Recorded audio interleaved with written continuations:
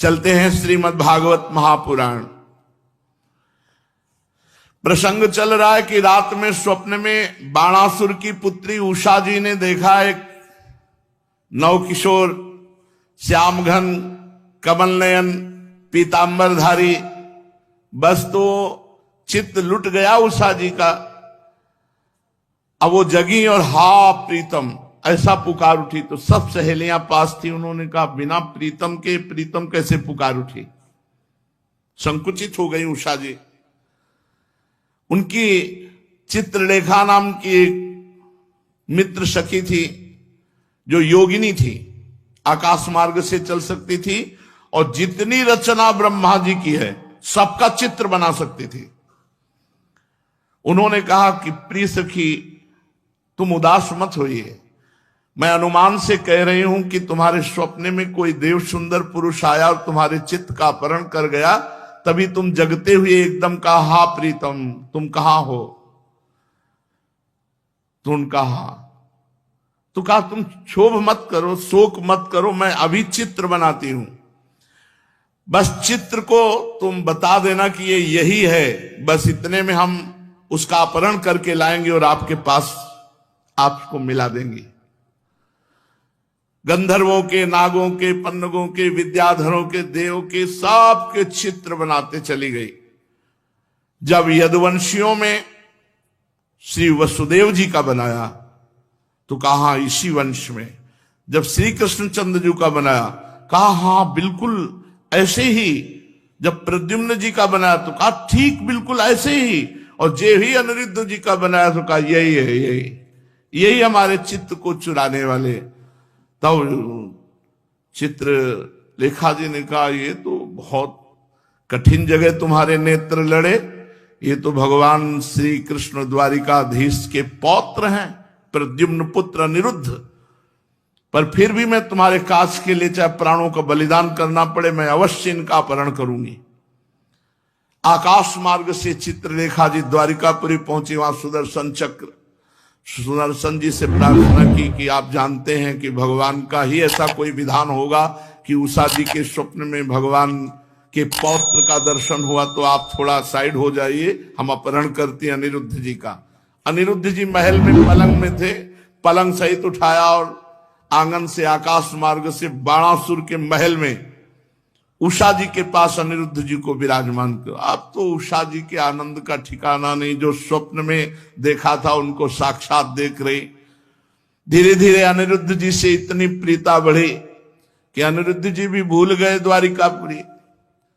हंसना खेलना खाना पीना आनंद मनाना वो तो राजमहल है।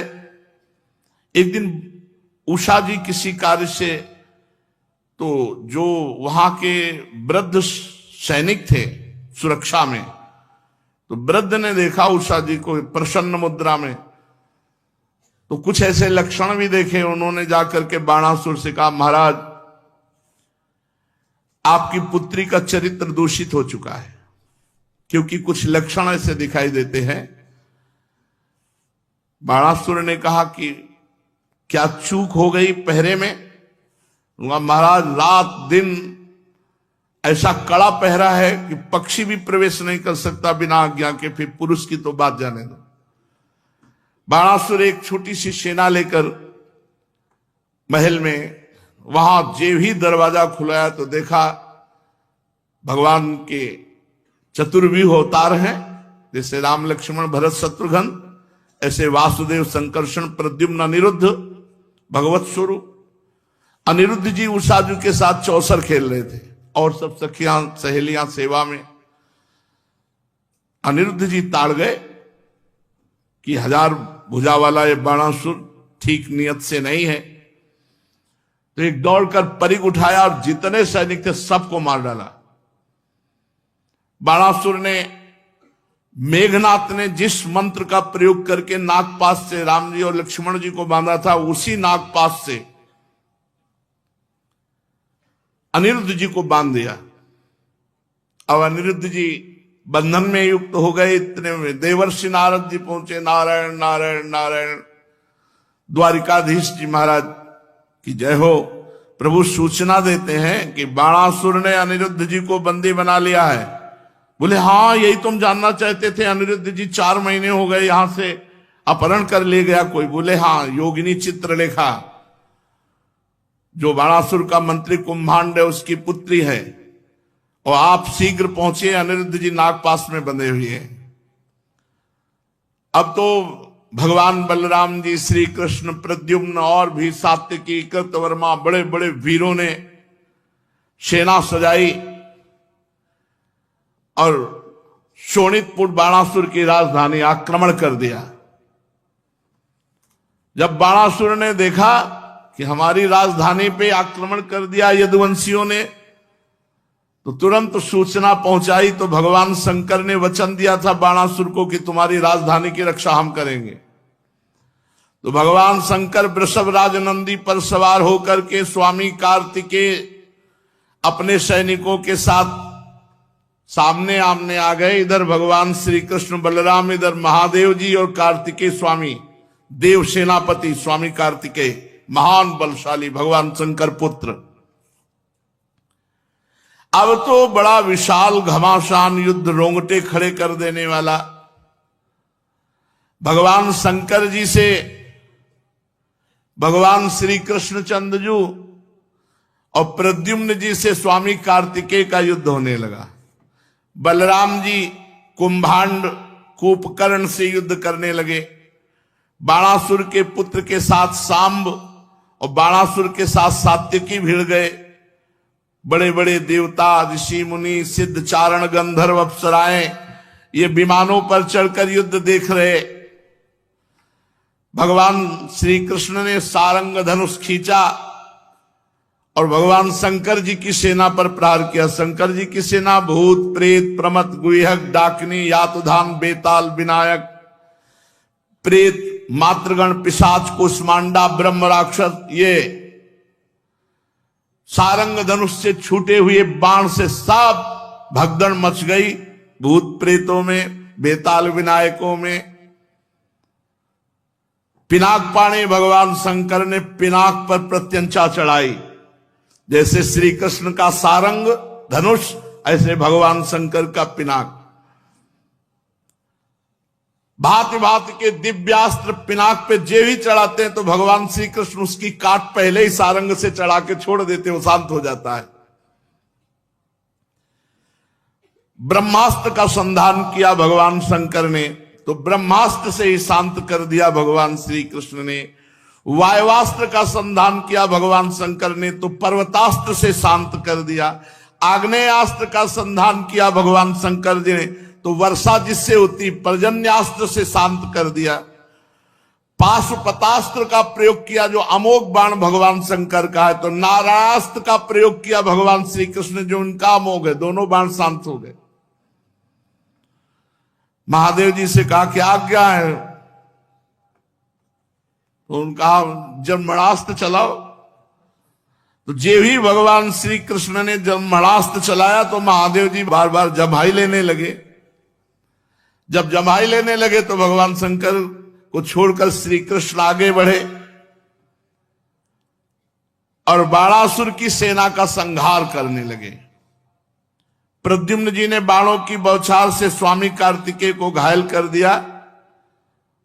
वो मयूर वाहन से युद्ध विरत हुए। बलराम जी ने हल से पकड़ना, मूसल से मारना, तो कुंभाग और कूपकर्ण आदि इन सबको रणभूमि में मार गिराया मूसलों की मार से। अब ऐसा बलराम जी का मूसल चले कि बड़े बड़े गजरा, तितर बितर सब हो गए। बाणासुर ने देखा हमारी सेना तहस नहस हो गई और हमारे गुरुदेव भगवान शंकर तो जमाई लेने में ही लग गए, कार्तिक जी का मोर उड़ गया, युद्ध विरत हो गए।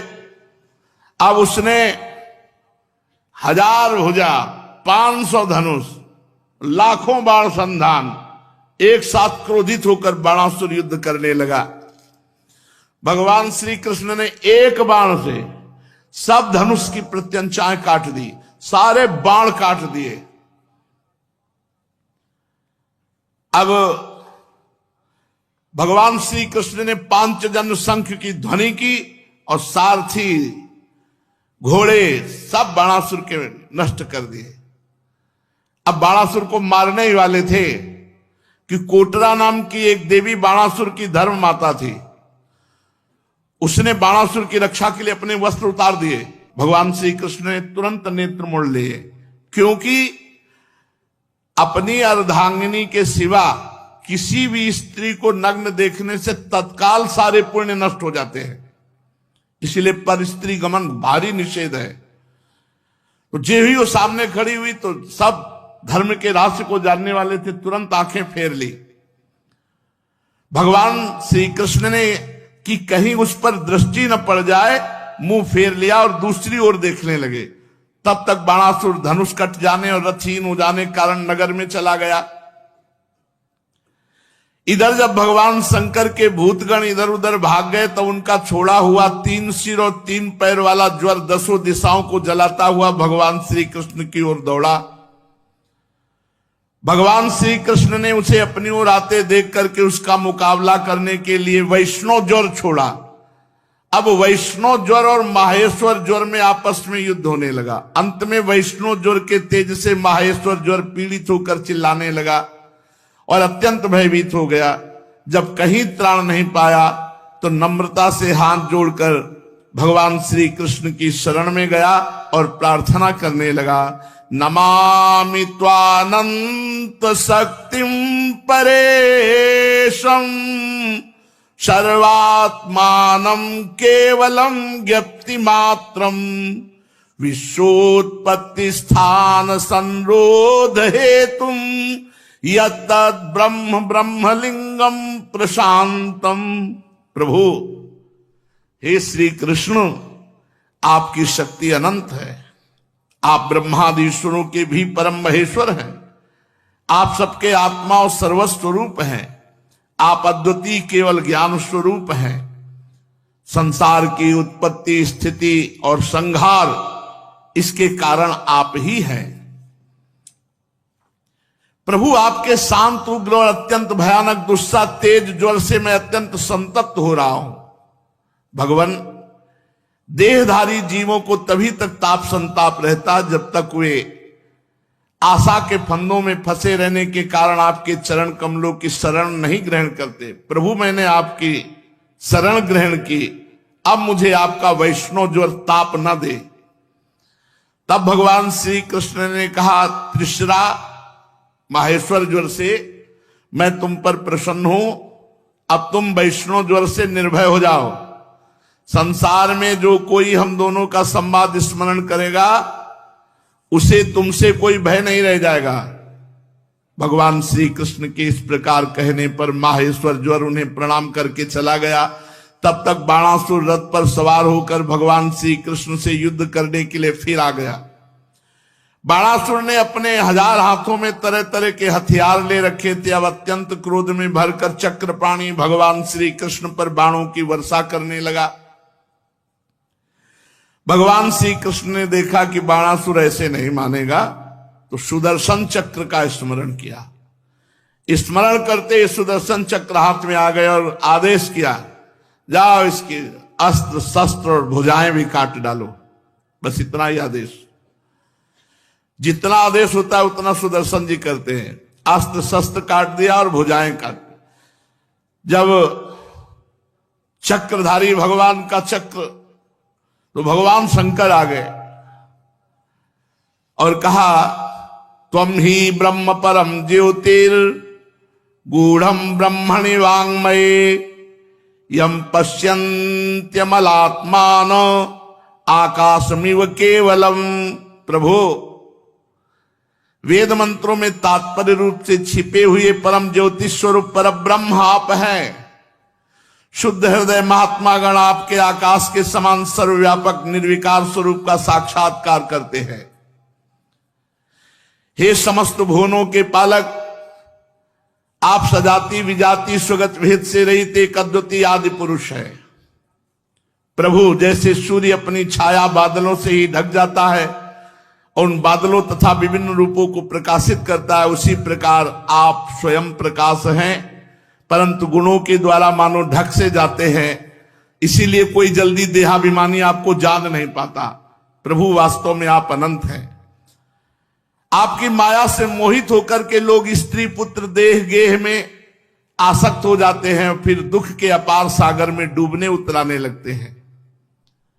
संसार के मानवों को ये मनुष्य शरीर इसलिए आप कृपा करके देते हैं, इस मानव शरीर को पाकर इंद्रियों को वश में किया जाए और आपके चरण कमलों का आश्रय लेकर भजन किया जाए। जो मनुष्य शरीर प्राप्त करके आपका भजन नहीं करते, वो अपने आप को धोखे में डाल रहे हैं, अपने आप को धोखा दे रहे हैं। भगवान शंकर ने कहा, हे देव देव, ये बाणासुर मेरा कृपा पात्र है, सेवक है, और मैंने इसे अभय दान दिया है। तो प्रभु, जिस प्रकार इसके परदादा प्रहलाद जी पर आपका कृपा प्रसाद, वैसे इस पर भी कृपा प्रसाद होना चाहिए। भगवान ने सुदर्शन जी को रोक दिया, तब तक 4 भुजाएं बची थी। 1000 भुजाओं में 4 भुजाएं बची थी, सब काट दिए थे सुदर्शन जी ने। भगवान श्री कृष्ण ने कहा, महादेव जी, प्रभु, मैंने वही किया जो आप चाहते थे। आप जैसा चाहते थे वैसे ही मैंने कर दिया है, अपनी तरफ से कुछ नहीं किया। आपका सेवक है, आप जितना चाहते, 4 भुजाएं हैं इसके, अब मैं इसे निर्भय कर देता हूं। मैं जानता हूं कि बाणासुर दैत्यराज बलि का पुत्र है, इसलिए इसका वध तो कर ही नहीं सकता, क्योंकि मैंने प्रहलाद जी को वर दिया था कि तुम्हारे वंश में पैदा होने वाले किसी दैत्य का आज के बाद कभी वध नहीं करूंगा। इसका घमंड चूर करने के लिए मैंने इसकी भुजाएं काट दी। इसकी बहुत बड़ी सेना पृथ्वी के लिए भार हो रही थी, इसलिए मैंने उसका संहार कर दिया। अब इसकी 4 भुजाएं बच रही, ये अजर अमर बनी रहेंगी। ये बाणासुर आपके पार्षदों में मुख्य होगा। अब इसको किसी से किसी प्रकार भय नहीं होगा। जब बाणासुर ने यह सुना कि मैं निर्भय कर दिया गया हूं, तब आया और भगवान श्री कृष्ण के चरणों में माथा टेका और कहा, प्रभु, अब आप चिंता न करें। और महल में जाकर अनिरुद्ध जी को नागपाश से मुक्त किया, अपनी पुत्री उषा को लाया और भगवान के हाथ में, ये प्रभु, आपका ये पौत्र और ये मेरी पुत्री, आप स्वीकार करें। महादेव जी ने भी सम्मति की। वस्त्रालंकार से विभूषित उषा और अनिरुद्ध जी एक अक्षोणी सेना के साथ द्वारिका के लिए प्रस्थान किया। द्वारिका सजाई गई, अनिरुद्ध जी और उषा जी का ब्याह हुआ।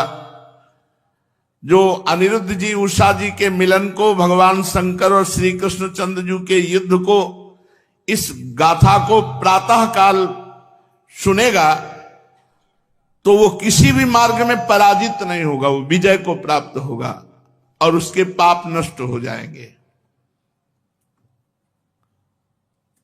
प्रिय परीक्षित, एक दिन सांब, प्रद्युम्न, चारुभान, गद, यदुवंशी राजकुमार द्वारिका के उपवन में घूमने के लिए गए।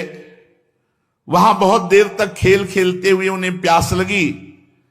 अब ये इधर उधर जल की खोज करने लगे तो एक पास में कुआं दिखाई दिया। कुएं में गए तो देखा एक बहुत बड़ा गिरगिट पड़ा हुआ है, पर्वत के समान आकार का गिरगिट। उसे देखकर उनके आश्चर्य की सीमा न रही। उनका हृदय करुणा से भराया और वे उसे बाहर निकालने का प्रयत्न करने लगे। जब वे राजकुमार उस गिरे हुए गिरगिट को सूत की रस्सियों से बांधकर, चमड़े की रस्सियों से बांधकर नहीं निकाल पाए तो भगवान श्री कृष्ण के पास जाकर निवेदन किया। जगत के जीवनदाता कमल नयन भगवान श्री कृष्ण उस कुएं के समीप आए और बाएं हाथ से खेल खेल में उस गिरगिट को बाहर निकाल दिया। प्रभु श्री कृष्ण के कर कमल का स्पर्श होते ही गिरगिट का शरीर छूट गया और वो देव रूप हो गया। अब उसके शरीर का रंग तपाए हुए स्वर्ण के समान चमक उठा। शरीर पर अद्भुत वस्त्र, आभूषण, पुष्पों के हार शोभा पा रहे थे। भगवान श्री कृष्ण जानते थे कि इस दिव्य पुरुष को गिरगिट की योनि क्यों मिली, फिर भी वो कारण सर्वसाधारण को मालूम हो जाए, इसलिए उन्होंने उस दिव्य पुरुष से पूछा, महाभाग, तुम्हारा रूप तो बहुत सुंदर है, तुम हो कौन? कल्याण मूर्ति, कौन सा ऐसा कर्म बिगड़ गया जिससे तुम्हें गिरगिट की योनि में आना पड़ा? वास्तव में तुम इसके योग्य नहीं हो। हम लोग तुम्हारा वृत्तांत जानना चाहते हैं, यदि तुम हम लोगों को बतलाना उचित समझो तो बतलाओ। अनंत मूर्ति भगवान श्री कृष्ण ने जब उस गिरगिट देह को छोड़कर निकले हुए देव पुरुष से ऐसा कहा तो उन्होंने सूर्य के समान प्रकाशमान तेजोमय मुकुट भगवान के चरणों में रखकर प्रणाम किया और कहा कि दानियों की अगर कभी चर्चा हुई होगी तो मेरा नाम सुना होगा। देख लो, इतने बड़े दानी की ये हालत हुई, गिरगिट बन गए। नाम जप करो, नाम से बड़ा कोई साधन, कोई दान, कोई पुण्य नहीं है। महाराज, मैं इक्ष्वाकु का पुत्र राजा नृग हूं, जब दानियों की चर्चा चलेगी तो मेरा नाम जरूर आएगा। जब कभी किसी ने आपके सामने दानियों की गिनती की होगी तो उसमें मेरा नाम भी अवश्य आया होगा, क्योंकि मैं सबसे बड़ा दानी हूं। प्रभु, आप समस्त प्राणियों की एक एक वृत्ति के साक्षी हैं। भूत और भविष्य का व्यवधान भी आपके अखंड ज्ञान में किसी प्रकार की बाधा नहीं डाल सकता। अतः आपसे छिपा ही क्या है, फिर भी आपने परिचय जानना चाहा, इसलिए मैं कहता हूं। देखो, कह रहे हैं पृथ्वी में जितने धूलिकण हैं, आकाश में जितने तारागण हैं और वर्षा में जितनी जल की धाराएं गिरती हैं, उतनी गौएं दान किया है हमने। भगवान के सामने झूठ तो बोलेंगे नहीं, कितने बड़े दानी हैं। और वो गौएं सभी दुधार, नौजवान, सीधी, सुंदर, सुलक्षणा, कपिला गौएं थी, और सब न्याय से प्राप्त धन के द्वारा मैंने दान किया है। सबके साथ बछड़े थे, सींगों में सोना मढ़ा दिया था, खुरों में चांदी, वस्त्रहार और गहनों से सजा धजा कर इतनी गौएं मैंने दान की जितनी पृथ्वी के धूलिकण, वर्षा की धाराएं, आकाश में तारे, इतनी गौएं, मतलब अथाह। भगवान, और भी मैंने युवावस्था से संपन्न श्रेष्ठ ब्राह्मण कुमारों को, जो सद्गुणी, शील संपन्न, कष्ट में पड़ी हुई कुटुंब वाले, दंभ रहित, तपस्वी, वेद पाठी, इन सबको मैंने गौएं दान की, मकान दान किया, कन्या दान किया, बहुत कुछ।